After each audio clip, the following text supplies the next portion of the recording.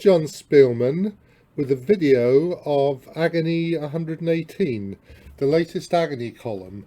And I've started doing this. I did one the last one, and I'm going to do videos from now on. So the guy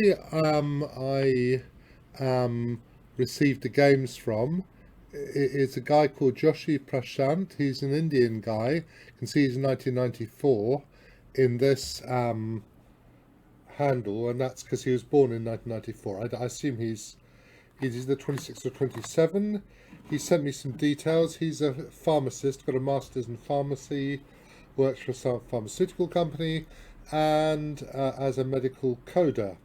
And he started playing chess when he was about 21, so he doesn't have much of a rating, but he's quite serious.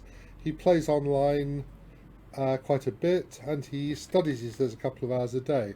So these are interesting games, and he sent me two games, one which he lost and one which he won, which is the usual way that we do it, isn't it, for the Agony column. And I'm just turning to stop feedback. So this was his first one. I think Queen d5, they normally go Knight d5 here, or Bishop g4. But there we are. This is obviously quite a good version for white, and e6 isn't much of a move, because one of the points of playing the centre counter is that you can get the c8 bishop out. Anyway, white got a position. Knight e5. It's a reasonable move. I don't know if I'd have bothered with that. And he played Queen e2, which is actually, I mean, it looks natural, but it's not that good a move, in fact. I mean, if Queen d4, you're going to have some hit with Knight f7, I assume, is the idea. But there are things going on which make this less good than you might hope. And actually, Rook e1 is a fun move here. And so Rook e1 is the move I'd like to play, because if Knight c6, white has a big hit. You can maybe look for a moment and look for the hit. There's a very typical thing you can do in this position to cause an accident. It happens in lots of similar positions, and the hit is bishop a6, which causes a major accident. In fact, it wins for white, really. If you take, then knight takes knight, knight takes bishop, and knight d5, and black ends up with an absolutely rotten kingside. You have to go queen d8, I suppose, if you want to. Knight takes knight, pawn takes.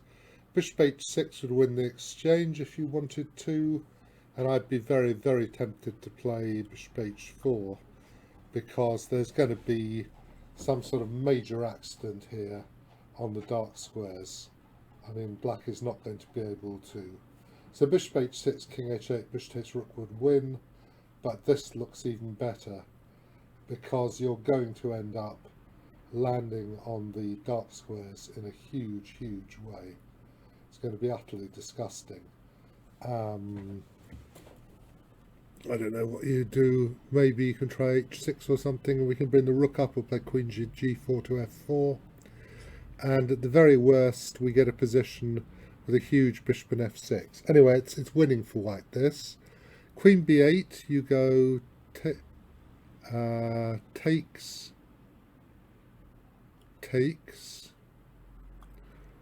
here, takes, and you could take the rook, but you take the bishop again, because if you take the bishop and go knight e4, or maybe check and queen f3 or something, you're going to get a completely free attack for nothing, which is going to give you basically a winning advantage. Again, I mean, black can avoid mate by bringing the knight to e7 to g6, probably, but he's going to lose a pawn for nothing.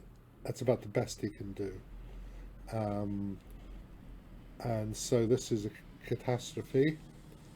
I was noting a line just now while we were going here, check, here, queen h5 is a nice move, and if king takes knight, queen to there, check, and you take the horse. I mean, obviously there are lots of ways to do this, and they're all very, very good for white. And so basically knight c6 is a blunder, but you'd go knight bd7, and then queen e2. And white has got some pressure. He'll stick his other rook in the centre and consider trying to play a rook up to d3 to g3 maybe. That would be nice if it could happen. You may by now be threatened to take an f7. It's obviously a much bigger threat than it was because there's more firepower on the E line. So this is not a particularly nice position for black. It's definitely better for white anyway. So rook e1 was better, but he actually played queen e2, knight c6, which is now a good move, because now you're hitting d4 and move too quickly. If you play knight takes knight, bishop takes knight, you get a position where the fact you've exchanged the good knight on e5 for the less good knight on c6 means that black is not too uncomfortable. If you go rook a d1, which is the move you want to play, then you take this and play c5, and basically it doesn't work for white. The knight on d4 is going to be enough to defend the position for long enough that black will get a very decent game. So he tried knight f7, which makes some sense. Now black can't bail out by knight d4, which you always look at that, because knight takes queen, recaptures, rook takes, and white's won a pawn for basically nothing. So, but knight f7 wasn't that good a move really. Went bishop e6, queen e6, queen f8, rook fe1, knight a5. This position, black should be a little bit better, I think. I mean, it's nothing fantastic, but you know, it isn't really sound. Okay.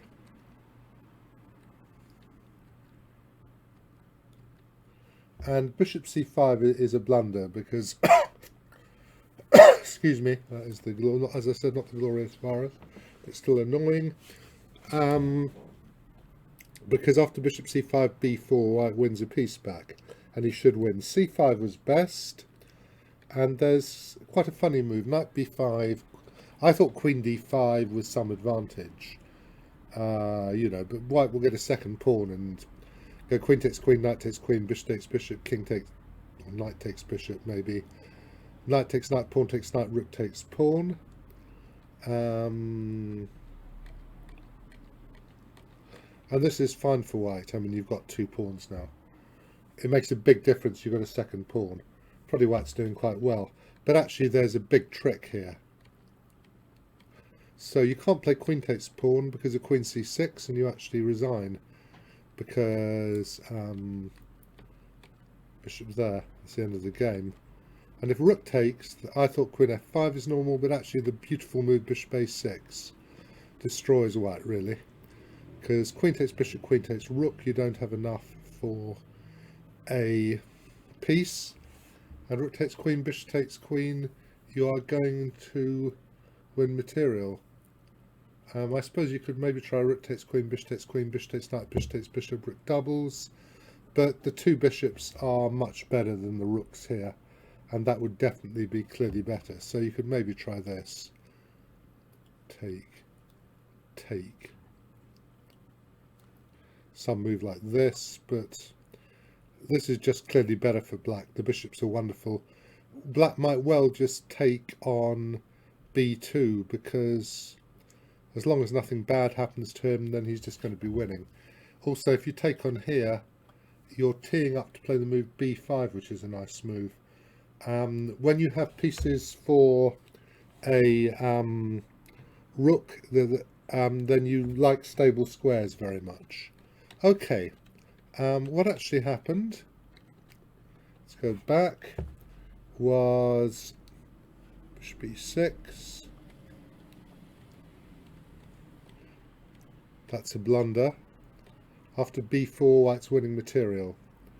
Now, bishop d5, he played knight takes d5. Actually, queen d3 is better. Quite often it's good not to cash in too quickly, and this would have been pretty crushing.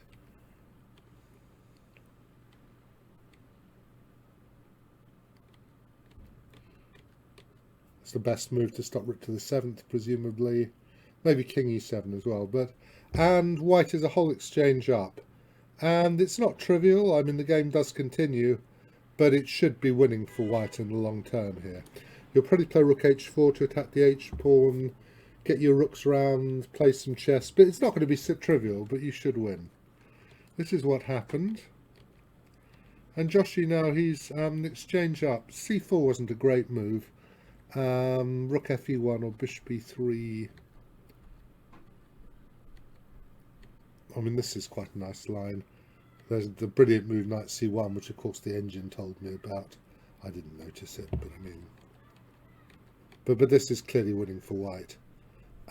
This is not going to be a difficult position to win, because if there were a pair of rooks on the board, black might be able to fight, but here he really can't. Okay. Knight c2 is better at once. I mean, rook a1's a mistake. You should go to d3.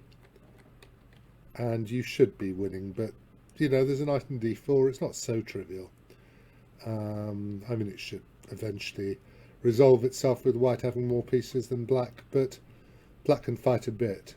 Maybe should have gone bishop d2, and now he did still manage to win the exchange.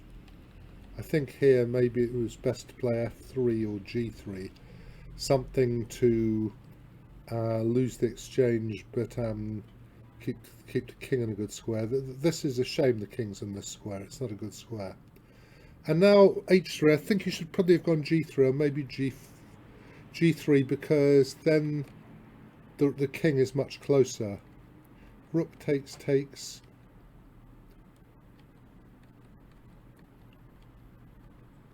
And your king is coming in, and this is much better for white. Black can go and take the c-pawn, but if he does, well, you're going to have a race, and in races bishops are much better than knights.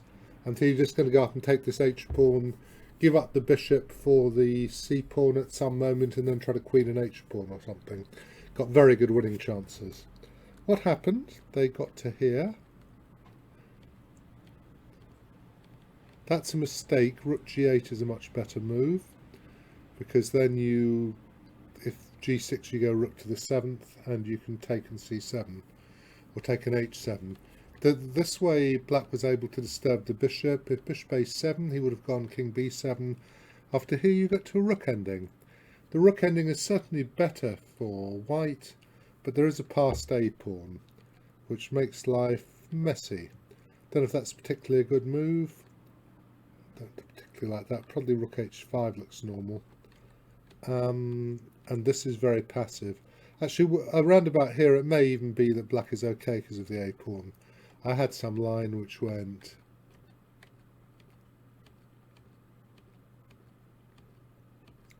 Oh, this I think is better. Very important to cut the king off from the g-pawn.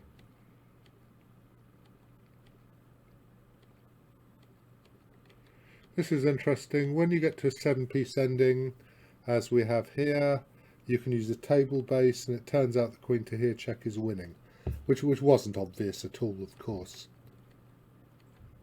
And apparently king c2 or king d4, but king c2 is the best one.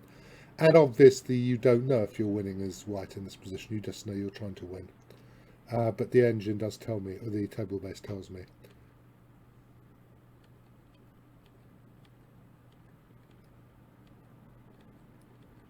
And here he blundered. He had to go rook b8 check. After rook a8, it's just winning for black.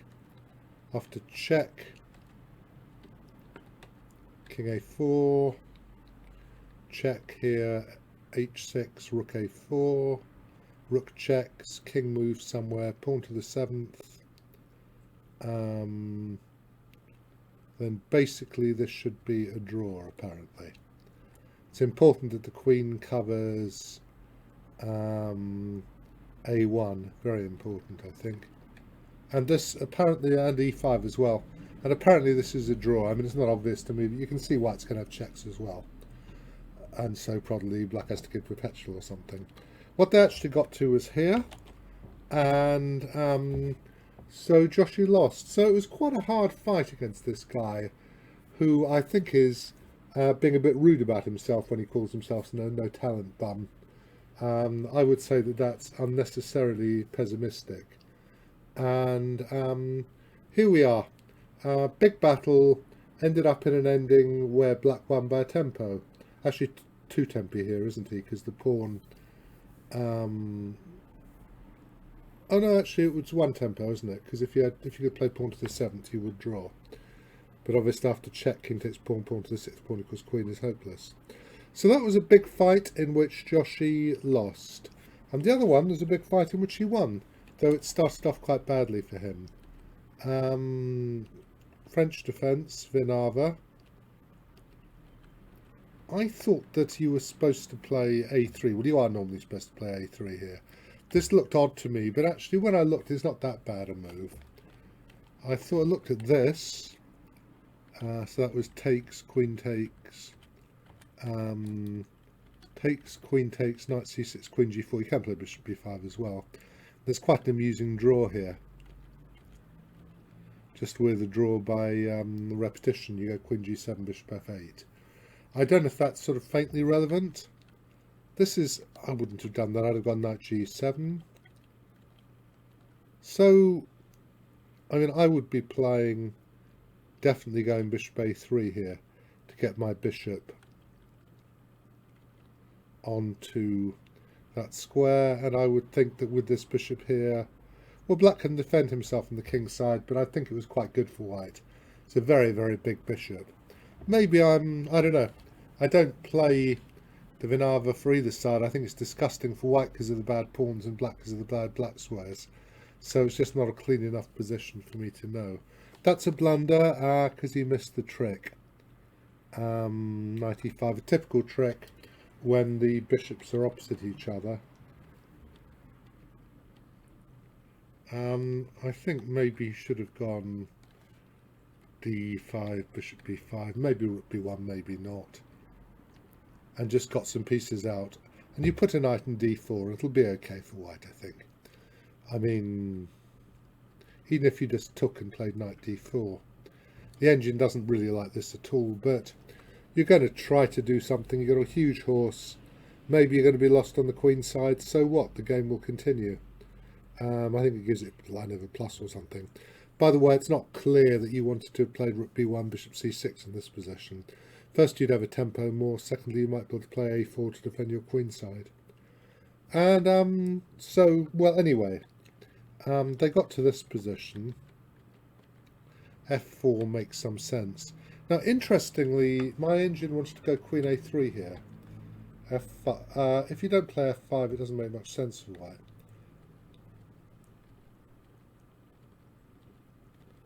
And basically it says, well, I'll play queen g7, and I'll play queen e7, and I'll play knight c5, and I'll laugh at you. And I agree that in this position, white may be able to win the e6 pawn, but he certainly can't win more, and that therefore black has got a big advantage. However, it's not at all a human thing to do. The fact that the engine wants to do this doesn't really matter to us. You know, there's... I think basically black is almost certainly going to end up a pawn up. He's maybe going to lose the e6 pawn, but then he should still be winning. Or much better. But that's not a very human way to play. Okay, he castled. Not sure if that's especially a good move. I mean, queen takes is okay, because you can do this. I wondered if you could go rook e1. I mean, if you get a knight f6, you're just a pawn up. So I wondered if you could do this to try to win the d5 pawn, but in fact you just lose. I mean, we go here, which defends the rook and knight off prise, and now h6, queen to there, knight to there, and white is going to lose a lot of material. If queen d6, you go rook 8 to e3 check and knight f6 check, and maybe you, and this rook takes knight, and then you checkmate the guy. So this is completely lost. So he could have taken back the queen as well, but f takes is all right. And for the moment, black's basically got more pieces. I don't know if queen to there is a particularly good move. Good idea. Could have gone queen f4 again, I think, if you wanted. basically this should be very, very good for black, but it's, you know, white's fighting a bit anyway. I thought queen f5 might have been better to queen g5. You just get your pieces. That's a slightly passive square, and that's a mistake because it weakens the dark squares. Should have gone king f8. And now actually white has a decent game, I think. Didn't need to move that, could have played. I don't think you're going to want to play, maybe you can even play a3, but you don't want him to get a passed pawn very much. I mean, you can try to go queen g7 and king f7, but he's having to contort a lot. And I think basically white is okay at this moment because black's got his pieces in a bind. That's a mistake. Now white wins a pawn back. And they get to a position where white's actually a pawn up, though it's still not that clear because white's queenside is a mess. It's better for white though. I don't know if that king should be going that way. I guess it should be in the centre. Have to play h6 here. I mean, it's pretty crazy to allow the king to come up. But this still is very good for white. And now he got a little bit of play by fighting with his pawn. Could have gone knight f1 as well, but he's basically not afraid. He's saying, I guess you should have gone knight f6 takes pawn here, shouldn't you? Probably that's losing anyway. Knight f6, king takes, knight takes, h4. Or is there this move now? That move is quite annoying, isn't it? So I'm going to ask an engine actually.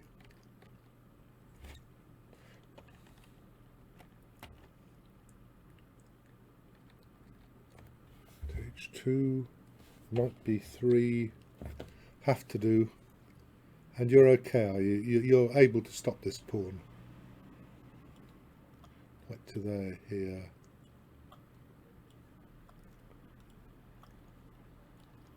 And the pawn's going to queen, isn't it?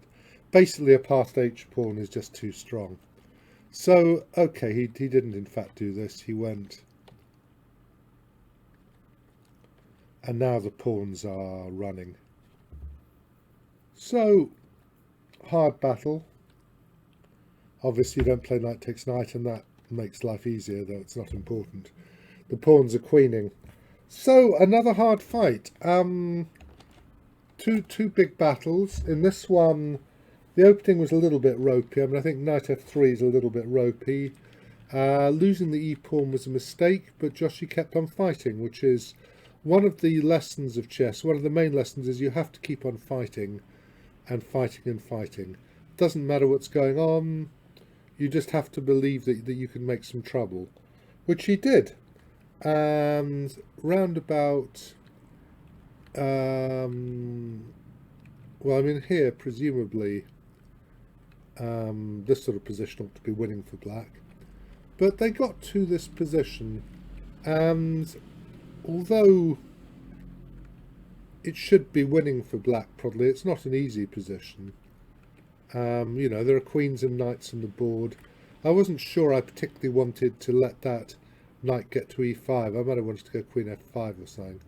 But I'm slightly uncomfortable. I know whatever I do, white is going to get a little bit of play here. Don't like going backwards, it's a bit passive. And I certainly don't like g6 because that has weakened the dark squares very seriously. That's a mistake. Let me just, I've noticed I misspelt black. I've got a, okay. Right, and so two good battles. Well, please keep on sending your, oh, that's also, I don't want so many lines, do I? That must have, that's better. Please keep on sending your games. In these miserable times, then online chess is going to be fun, and let's enjoy it as much as possible. Also, I will be streaming quite a lot of the candidates for a different site, for Lichess, and please at twitch.tv/John Spielman. So if you want to pick up rounds of those, then please do. I'm doing Monday, Wednesday and Friday next week. Monday, Thursday, Friday the week after. And if you'd like some commentary on the candidates and some blunders, I'm sure I'll blunder pieces here and there, then please enjoy them. Right, I'm going to stop now then.